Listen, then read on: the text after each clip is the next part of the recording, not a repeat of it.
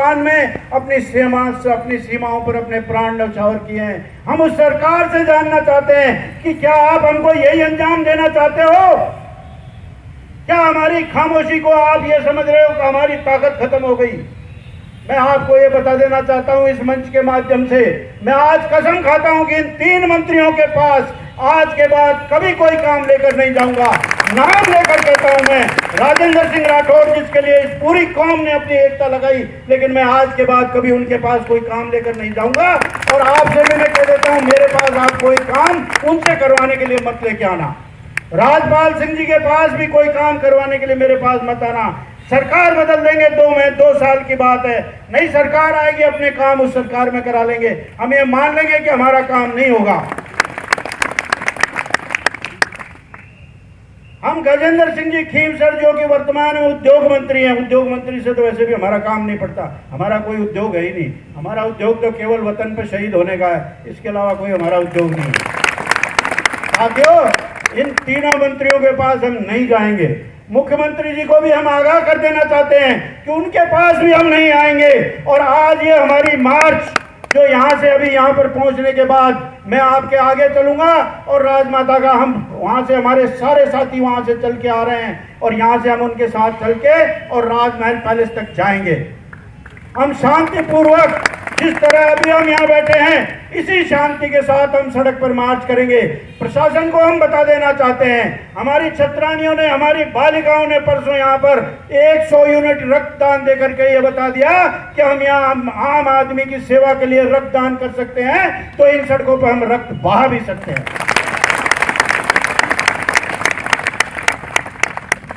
साथियों, हम यहाँ से चल करके जब राजमहल पैलेस पहुंचेंगे और वहां पर हम अपनी बात एक बार पुनः पुरजोर तरीके से हम पहुंचाएंगे।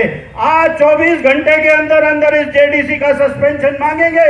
24 घंटे के अंदर अंदर विधानसभा में जो हमारे समाज के एमएलए बैठे हैं, उनको हम कहेंगे कि अगर तुम्हारे अंदर तुमने छत्राणी का दूध पिया है तो आप अपने इस्तीफे सौंप दो इस भारतीय जनता पार्टी को। कोई आवश्यकता नहीं तुमको, वरना हमारे पास वोट मांगने मत आना। हमारे लिए तो वो मीणा भी उतना ही गले लगाएंगे जो मीणा हमारे साथ रहेगा। हमारे लिए उस गुजर को भी हम गले लगाएंगे जो हमारे साथ रहेगा, उस बैरवा को भी गले लगाएंगे जो हमारे साथ रहेगा। लेकिन हमें उन भाइयों की आवश्यकता नहीं है जो हमारे समाज के आज पीड़ा में हमारे साथ खड़ा नहीं है। राजस्थान को जाम कर देंगे, राजस्थान को हिला के रख देंगे। मैं आपको तारीख दूंगा राजस्थान बंद की, और उस तारीख पर हम सब दिखा देंगे कि हमारे अंदर कितनी शक्ति है और हमारे अंदर कितनी एकता है। हम तुम्हारे साथ हैं, हम तुम्हारे साथ हैं,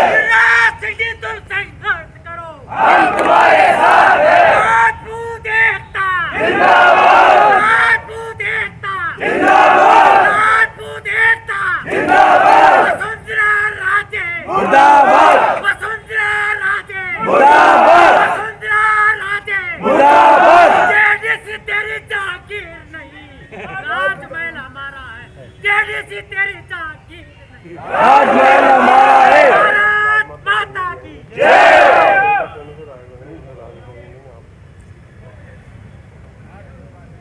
साथियों, मैं ये बताना चाहता हूं आपको कि इस राजपूत समाज ने, अगर आप अपना डेमोक्रेटिक सेटअप में हमारा राजनीतिक सफर देखें, आप जब तक अपने इतिहास को नहीं जानेंगे, अपने वर्तमान को नहीं जान सकते, और अपने वर्तमान को नहीं जानेंगे तो अपना भविष्य नहीं बना सकते। सन 1952 में जब जागीरें रिज्यूम हुई, सन 1952 में जब लोकतंत्र की यात्रा चालू हुई और राजस्थान में लोकतंत्र की स्थापना हुई, तो सवाई मान सिंह ने अपनी आत्मसमर्पण समर्पण करने के लिए पूरे राजस्थान के जयपुर राजघराने की समस्त जो है आत्मसमर्पण करके, और उन्होंने राजस्थान की जनता के लिए पूरे जयपुर की रियासत को समर्पण किया। अरे लोकतंत्र की सरकार की दुआइयां देने वालों, राजस्थान में एकमात्र अस्पताल, एसएमएस अस्पताल मान सिंह जी की देन, राजस्थान में एकमात्र विश्वविद्यालय मान सिंह जी की देन, और राजस्थान में एकमात्र स्टेडियम मान सिंह जी की देन, राजस्थान में एकमात्र कॉलेज महाराजा कॉलेज, महारानी कॉलेज, महारानी स्कूल, महाराजी स्कूल, सेक्रेटरीट, आपने क्या नहीं दिया इस प्रांत के लिए। आज हम उस आदमी को नमन कर रहे हैं और उसकी पोती का हम अपमान कर रहे हैं। बड़े दुख के साथ मुझे कहना पड़ता है, मैं कभी भी राजमहल के साथ हमारे बहुत अच्छे संबंध नहीं रहे, लेकिन 75 साल की राजमाता साहिबा वो यहां पर आई और उनकी आंखों में आंसू थे। हम क्षत्रिय हैं, हमारे पास कोई भी आए, हम किसी भी माता के, हमारे किसी भी बहन की आंखों में आंसू जो है हम बर्दाश्त नहीं करेंगे। हम उनका साथ देंगे, तन धन से उनका साथ देंगे। राजस्थान की सरकार की ईंट से ईंट बजा देंगे और उनको हम दिखा देंगे कि राजपूत के अंदर कितनी क्षमता है और कितनी एकता है। राजस्थान के राजनीतिक सफर की बात करना चाहता हूं मैं आपसे। सन 1952 में राम राज परिषद में का गठन हुआ। सर प्रताप के नेतृत्व में वो चुनाव लड़े गए। लगभग 112 सीटें राजस्थान की विधानसभा में थी, उसमें से 50 सीटें राम राज परिषद ने जीती, केवल राजपूत के भरोसे। राम राज परिषद के बाद स्वतंत्र पार्टी का जन्म हुआ और राजमाता गायत्री देवी के नेतृत्व में स्वतंत्र पार्टी की स्थापना हुई और स्वतंत्र पार्टी भी कुछ ही सीटों से पीछे रह गई, लेकिन स्वतंत्र पार्टी का भी जो है यहां पर सरकार बनती और स्वतंत्र पार्टी के बाद जनसंघ की स्थापना हुई और उसके बाद जनता पार्टी की स्थापना हुई और स्वतंत्र पार्टी का मर्जर जनता पार्टी में हुआ और उसके बाद में जनता पार्टी का मर्जर भारतीय जनता पार्टी में हुआ और तब से लेकर आज तक, जब से लोकतंत्र की स्थापना हुई तब से लेकर आज तक राजपूत एक बंधुआ मजदूर की तरह भारतीय जनता पार्टी के साथ काम करता रहा। लेकिन उसको क्या मिला? सिवाय अपमान के कुछ नहीं मिला। आप जिस जेडीसी की पराकाष्ठा में आपको बताता हूं, आज ये समाज क्यों उद्वेलित है, आज ये कुमावत समाज क्यों उद्वेलित है, आज ये जांगीर समाज क्यों उद्वेलित है, आज मीणा समाज क्यों उद्वेलित है, ये मैं आपको बताना चाहता हूं। जब इसकी पराकाष्ठा हो गई तो आज हम जेडीसी को हटाने की मांग कर रहे हैं। कल मुझे 2 मंत्री कह रहे थे कि अगर जेडीसी को हटा दिया तो संघ नाराज हो जाएगा। अरे भैया, एक आदमी बार बार अपराध करता रहेगा क्या? हमने उसने पहले अपराध किया था, उन्होंने हटाने की मांग की थी, तब नहीं हटाया, तुम मांग कर रहे हो तो अब हटा देंगे तो हमारे ऊपर जो है एक लांछन लग जाएगा। तो इसका मतलब आप तीसरा अपराध और करने के लिए उसको सर्टिफिकेट दे रहे हो। राजस्थान की जितनी भी रिंग रोड के लिए हमारे गरीब किसानों की भूमि अवाप्त कर ली। जयपुर के चारों तरफ सैकड़ों बीघा जमीन भूमि अवाप्त हुई। 2 साल से ज्यादा भूमि का अवाप्तीकरण हो गया। आज का अखबार आपने पढ़ा होगा कि बंगाल में जो जमीन टाटा नैनो के लिए जो एक्वायर की गई थी, वो जमीन आज मैं मुआवजे के जो है किसानों को वापस कर दी गई। आप लोगों ने पढ़ा होगा। और ममता जी ने ये कहा है कि अब मैं जो है आराम से मर सकूंगी।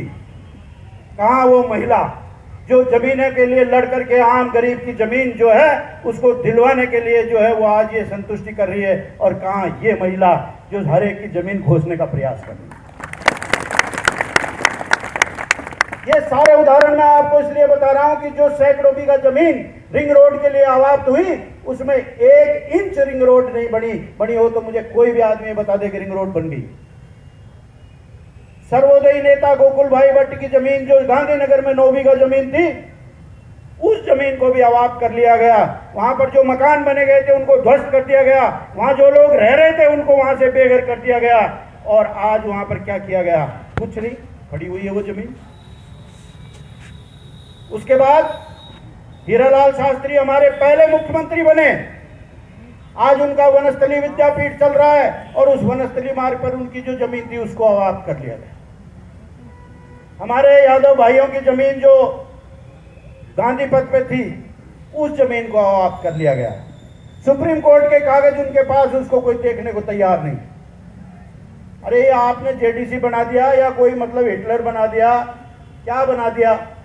आज जोड़ रहे हैं हमारे बना साहब पंडित जी महाराज। और उसकी पराकाष्ठा, हमारे में बहुत से यहां पर वकील बैठे हैं। हमारे वकालत में ईजमेंट्री राइट्स होती हैं। ईजमेंट्री प्रोस्पेक्टिव राइट्स होती है, एडवर्स पोजेशन होता है। अरे भैया, जब से हम पैदा हुए हैं और जब से ये राजमहल बना है तब से यही रास्ता था। अगर किसी ने कोई दूसरा रास्ता देखा हो तो मुझे हाथ खड़ा करके बता दो, जिसको हमारे जेडीसी ने सील किया है। आपने डायरेक्ट वायलेशन ऑफ ईजमेंट्री राइट्स का डायरेक्ट वायलेशन किया है। आपने ह्यूमन राइट्स का डायरेक्ट वायलेशन किया है। वहां पर जो परिवार रह रहे थे उन परिवारों को आपने बेघर कर दिया, और जब से वो बेघर हुए आपने जाकर के उनसे नहीं पूछा कि तुमको दोनों टाइम की रोटी मिल रही है नहीं मिल रही है, तुम्हारे बिस्तर कहां गए, तुम्हारे कपड़े कहां गए, और तुम्हारी किताबें कहां गई, तुम्हारे कागज कहां गए। आपने अखबारों में फोटो देखी होगी उन लोगों की जिनके कपड़े और वो सब उठाए गए वहां से।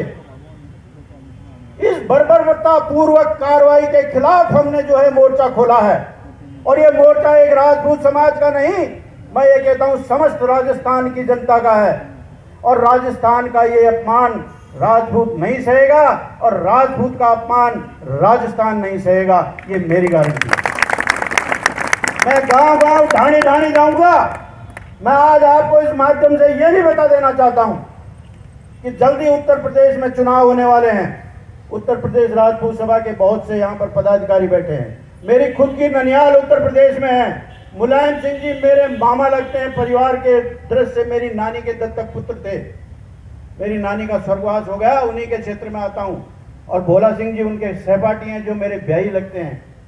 लेकिन मैं इसको बता देना चाहता हूं कि 5000 आदमियों की फोर्स यहां से लेकर जाऊंगा, और भारतीय जनता पार्टी का खुलेआम उत्तर प्रदेश में हम विरोध करेंगे, और देखेंगे कि उत्तर प्रदेश में कैसे भारतीय जनता पार्टी की सरकार आती है। और जल्द ही राजस्थान में जब तक चुनाव आ जाएंगे फिर हम राजस्थान में भी उस चीज को दिखाएंगे।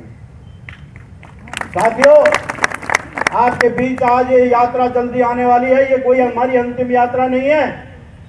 बहुत सी यात्राएं, बहुत से जुलूस अभी हम आपको निकालने पड़ेंगे। इसके लिए हम पूरी रूप से तैयार हैं, और आपके अंदर जो जोश है इस जोश को बनाए रखो। लेकिन मैं ये देखता हूं पिछले 20 साल से आपकी मैं सेवा कर रहा हूं, हमारे अंदर एक बहुत बड़ी कमी है, उसका जरा आत्म अवलोकन कर लेना। हम बैठना पसंद नहीं करते। 1 घंटे से बैठे हैं, हमारे सारे साथी 1.5 घंटे से बैठे हैं, लेकिन हम बैठने की जब बात करते हैं तो बाहर चले जाते हैं। कैसे हम एकता दिखाएंगे, कैसे हम युद्ध पर फतेह करेंगे। आगे आ जाओ, आप आगे आ जाओ, बहुत सारी जगह है मेरे पास, आगे आ जाओ। मातृशक्ति से भी निवेदन करूंगा, थोड़ा थोड़ा आगे आ जाओ आप। उदल सिंह जी आ रहे हैं, मेरे बहुत पुराने भाई है, मेरे दादा भाई हैं ये, और बहुत बड़े संघर्षशील लल्लू सिंह जी के भाई जो हमारे नेता संघर्षशील थे उनके भी भाई हैं। और आगे पधार जाओ आप लोग, थोड़ा थोड़ा आगे आ जाओ बच्चों। Come come come come. We are sitting in a family. हम एक परिवार में बैठे हैं, हमारी दुख और तकलीफ का एक दूसरे से शेयर कर रहे हैं। इसमें ना कोई शर्म की बात है और इसमें ना कोई शंका की बात है। हमें अपनी कमजोरियों का भी आकलन करना चाहिए, हमें अपनी ताकत का भी आकलन